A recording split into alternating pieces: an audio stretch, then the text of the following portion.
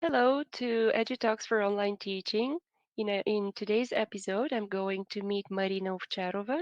She's a teacher in Greek, modern Greek in Panellinica. So, would you please introduce yourself briefly? Yes, of course. It would be a pleasure. My name is Marina, and I am Manager Innovations here at Panellinica. We teach modern Greek, mostly for Bulgarians, but not only, and Bulgarian for Greek speakers.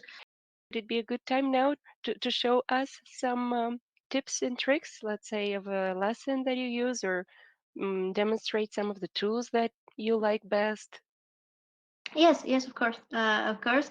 I'll start out by saying that I think the most important tips for the top three tips for teaching online is first that the teacher needs to prepare engaging and in context content. So there is a lot of content. We can create it, also can create it and put it out there. Always, we are good at it, teachers. But I think that the fact that things are in context and are really tailor-made for every lesson is very important. I understand that it's difficult and not every time we have the time to do that, but I think it's very important, especially in the individual lessons, but also in the groups. I think that it's important. It's important to plan it in a way that would fit the persons you teach.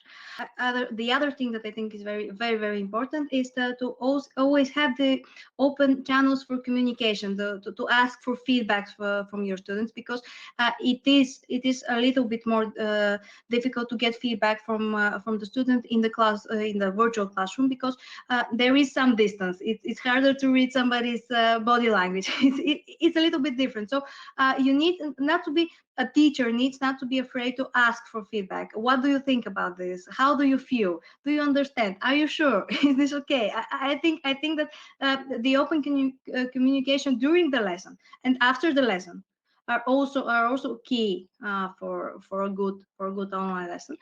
And also, I think that we should be using the capacity and the tools of the virtual classroom to the maximum. I think that it offers some great benefits that couldn't be reached in a live lesson, and I think that we should use them to the max capacity. I can show some samples.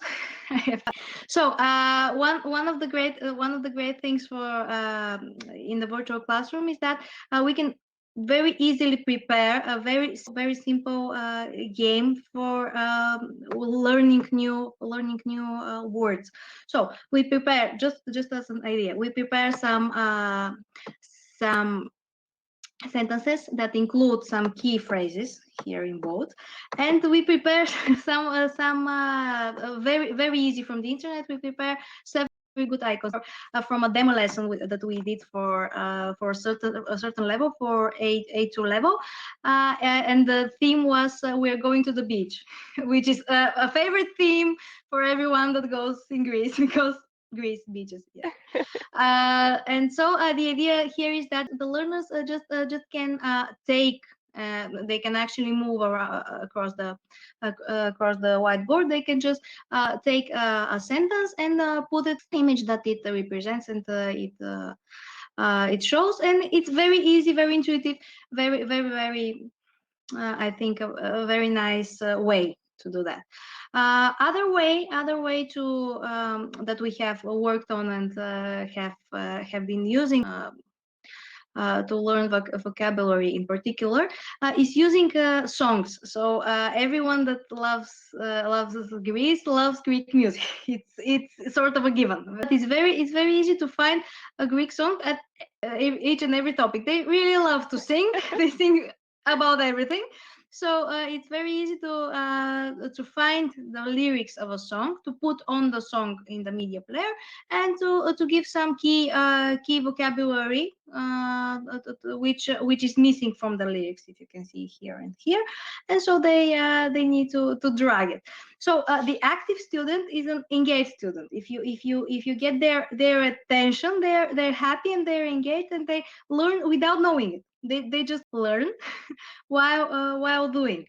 And the last one I would really like to share is about atmosphere. Actually, this one is from from a lesson that was going out in the tavern. Another favorite topic for everybody that learns Greek. Everybody likes Greek food. It's impossible not to. So just to create some atmosphere, some positive vibes. We were doing this dialogue. We were ordering in a tavern and learning learning the vocabulary for. For ordering and for the foods themselves, just for some atmosphere, we had this little image. So it is. I think that there are some really great things that can be used and done, and they are all of a benefit to students.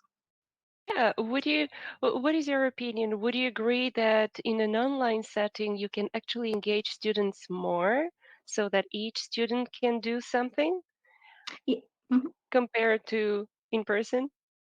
Yes, I believe so. I believe so because it's easy to do it more personally. They might be in a group. They might be learning together. They might be 4 or 5 or I don't know 8 people, but it's more personal because they're in the same time in the group in the same time at their screen, at their computer, at their home, so they can do their own task and be together with the others, while in the live classroom that might be a little bit more difficult and a little more demanding on supplies, for example, that are not Yeah. always the right number. Well, I want to thank you very much for being willing to share your wisdom with our viewers. Thank you so much for having me. It's been a great pleasure meeting you and talking about teaching. It's one of my favorite things. Well, how did you enjoy our discussion with Marina from Panellinica? If you liked it, if you enjoyed it, you can like us, you can leave a comment below, you can share your thoughts about the online teaching.